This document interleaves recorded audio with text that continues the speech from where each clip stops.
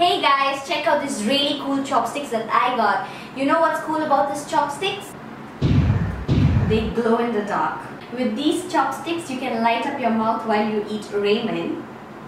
Not just for eating ramen, for those of you ladies who like to party, you can use these chopsticks as hair sticks and stand out from the rest of the crowd. If you want to get these LED chopsticks, there's a link given in the description box below. So please go get your LED chopsticks.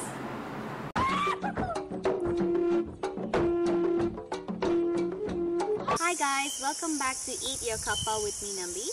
In today's video, I am going to share a very simple home recipe that I normally make at home. It is sort of a comfort food for me.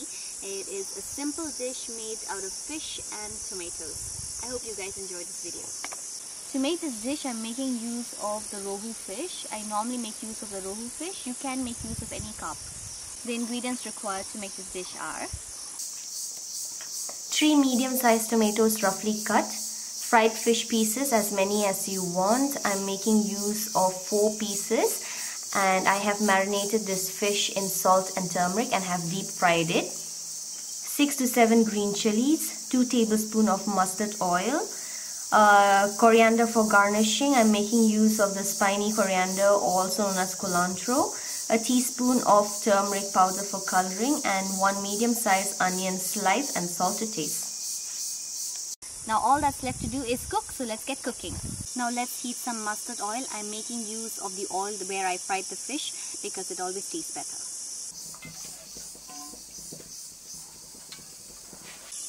Once the oil has heated, we can add the onions and the chilies.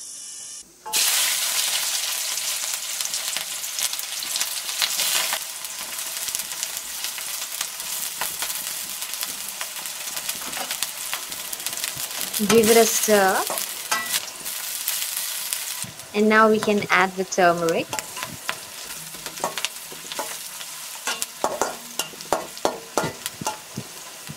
Let's add the tomatoes.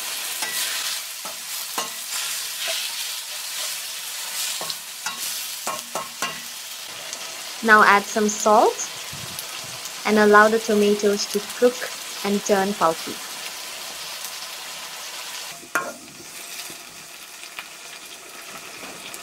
And cover it with lid. Look at the tomatoes, they have turned pulpy and they look beautiful.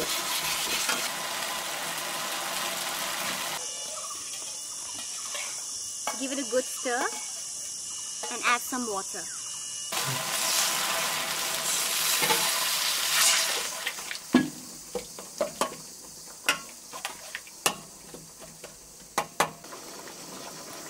Once the water starts bubbling, you can add in the fish pieces and allow the fish to soak in all the juices.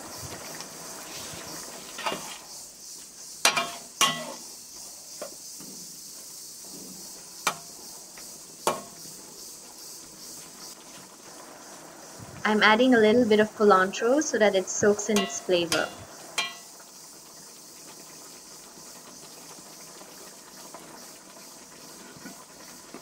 The reason why we fry fish is so that it does not break easily while boiling. Looks like it's done.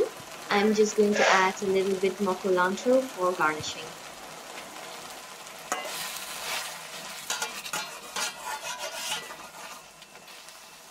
If you want a little bit more gravy, you can add a little bit more water.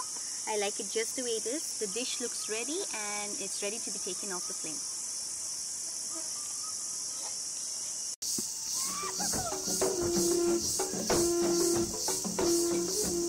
There you go, fish curry with tomato. I hope you enjoy this recipe and make yourself a tomato and fish curry at home.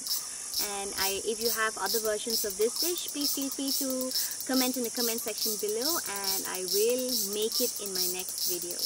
Thank you so much for watching. I hope you guys have enjoyed this video, and as always, I'll see you in the next video with more amazing recipes from the Northeast. If you haven't subscribed to my channel yet, please subscribe and spread the love.